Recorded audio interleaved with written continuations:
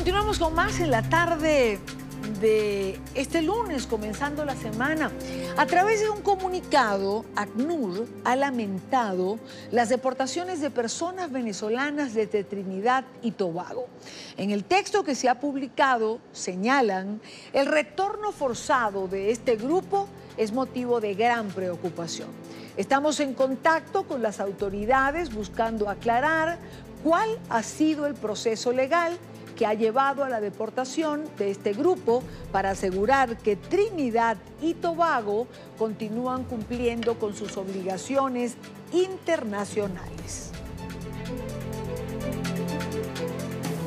Quiero saludar en esta parte del programa a Alfredo Romero, director ejecutivo del Foro Penal Venezolano. Alfredo, buena tarde, bienvenido, gracias por acompañarnos. Buenas tardes, Dania, y bueno, un gusto conversar contigo y saludos a toda América Latina. Alfredo, hemos estado leyendo sobre esta noticia, uno de nuestros corresponsales ha hecho una nota de contexto que ya vamos a compartir contigo y con la teleaudiencia, pero ¿qué es lo que ha ocurrido? ¿De cuántos venezolanos estamos hablando? ¿Por qué los deportan? ¿Qué pasó? Bueno, fíjate, nosotros precisamente entre viernes y sábado recibimos varias denuncias de venezolanos familiares que se encuentran en Venezuela sobre la detención de varios de sus hijos, esposos, familia, en términos generales, tanto mujeres como hombres, en Trinidad y Tobago. Estamos hablando en su oportunidad de más de 100 venezolanos que estaban detenidos en el Centro de Detención de Inmigrantes en Trinidad y Tobago, y que ya el sábado ya era inminente una deportación de estas personas.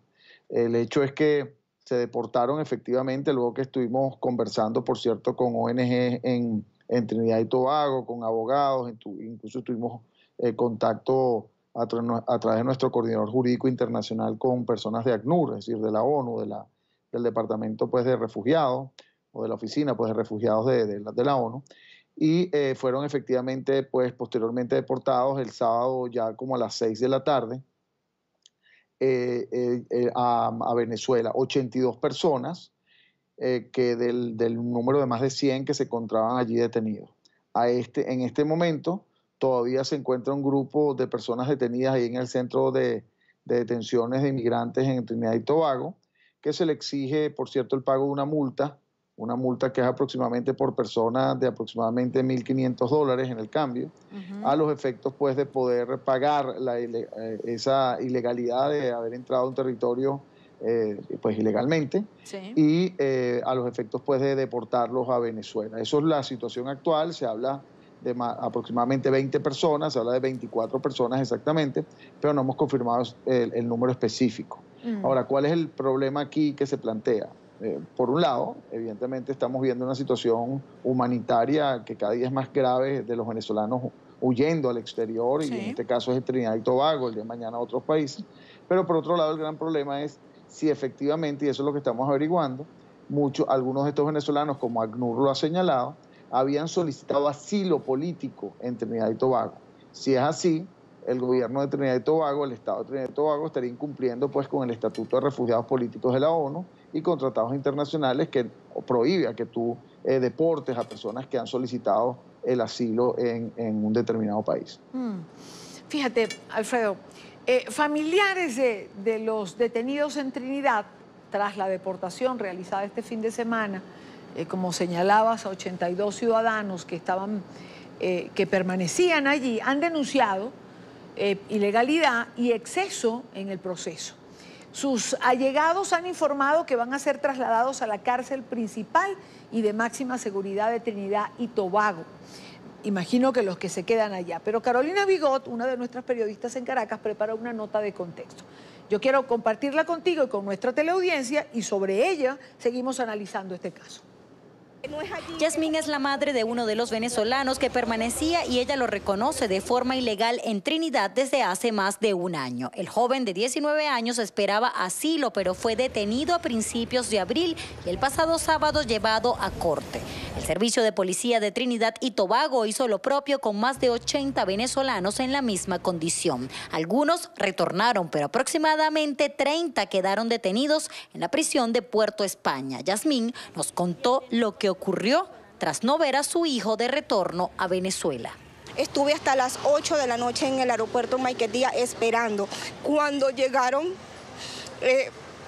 la gente que llegó de allá, lo busqué entre las personas que venían y me informaron que mi hijo no había sido enviado a Venezuela.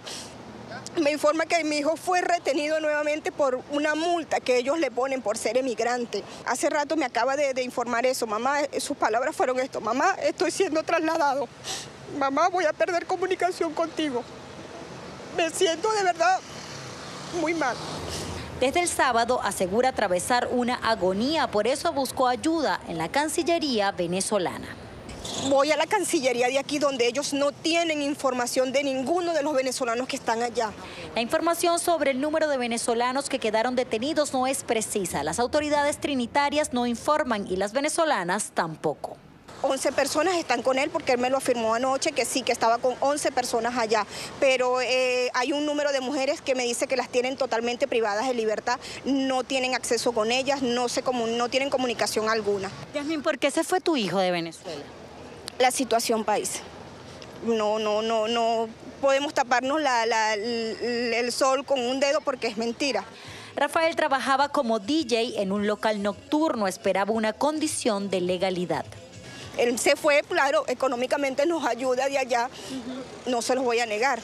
Exacto, yo entiendo que él infringió las leyes de Trinidad, pero es algo inhumano lo que están haciendo con los venezolanos allá. Entre el dolor y la angustia cuestiona lo ocurrido. Yo entiendo que estaba ilegal, pero ¿quién no ha estado ilegal en Venezuela? Entonces, si aquí en Venezuela se tomaran las mismas medidas, ya no hubieran personas aquí, no hubieran, porque aquí hubiesen sacado a la mayoría de todos los extranjeros que hay aquí en Venezuela. Yasmín también denuncia que le fue negada la entrada a Trinidad y Tobago cuando pretendía visitar a su hijo. Yo viajé en noviembre del año pasado a Trinidad y no me dejaron pasar simplemente por ser venezolana, porque eso fue lo que ellos alegaron, que no iba a ir porque no era una persona grata. Los venezolanos no somos gratos en la isla de Trinidad. Según el Parlamento Nacional, más de 4 millones de venezolanos han abandonado el país en los últimos años en busca de una mejor calidad de vida. También diputados de la Comisión de Política Exterior enviaron un comunicado a las autoridades trinitarias para abogar por la libertad de estos venezolanos que continúan detenidos. Desde Caracas, Venezuela, Carolina Bigot para la tarde de NTN 24. Gracias a Carolina por la información. Vuelvo contigo, Alfredo.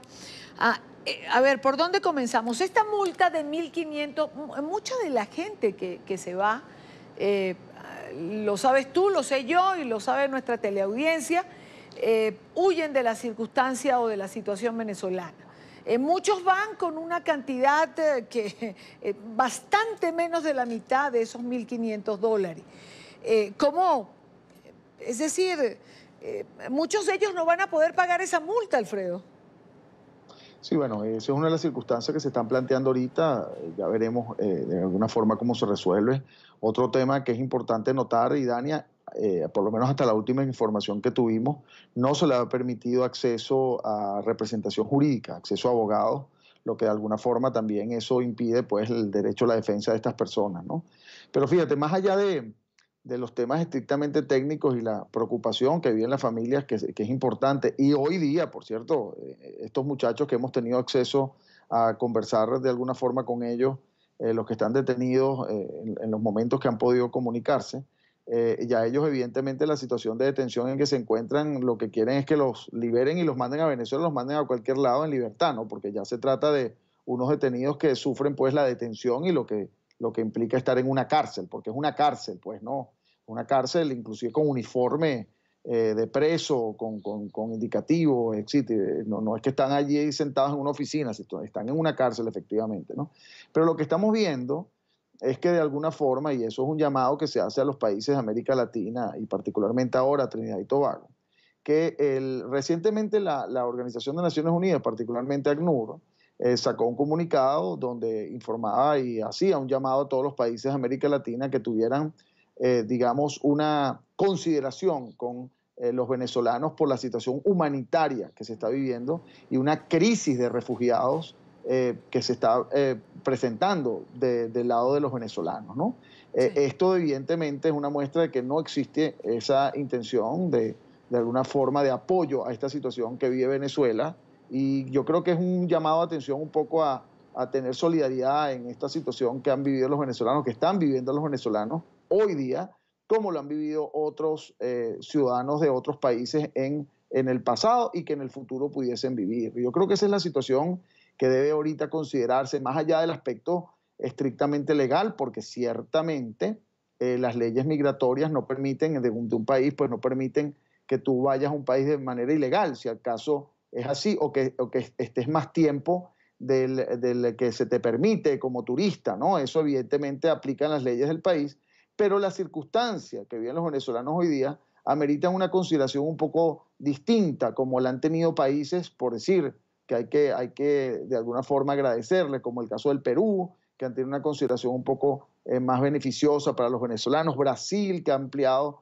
digamos, el periodo de estadía de los venezolanos a 2 años cuando llegan, y así otros países que han tenido esta posición. Pero para concluirte, un tema que sí es muy grave, sí, y que es el que se está analizando, y que estamos, por cierto, requiriendo la presencia, en este caso la opinión de la Comisión Interamericana de Derechos Humanos como foro penal, porque quiero decirte que estamos participando en ayuda a algunos de estos venezolanos con nuestros capítulos en el exterior, claro, es si han solicitado asilo, es decir, que pasan a ser refugiados políticos, está prohibido por los tratados internacionales que las personas sean enviadas a su país del cual precisamente están huyendo. Y claro, eso es una situación de gravedad que hay que analizar.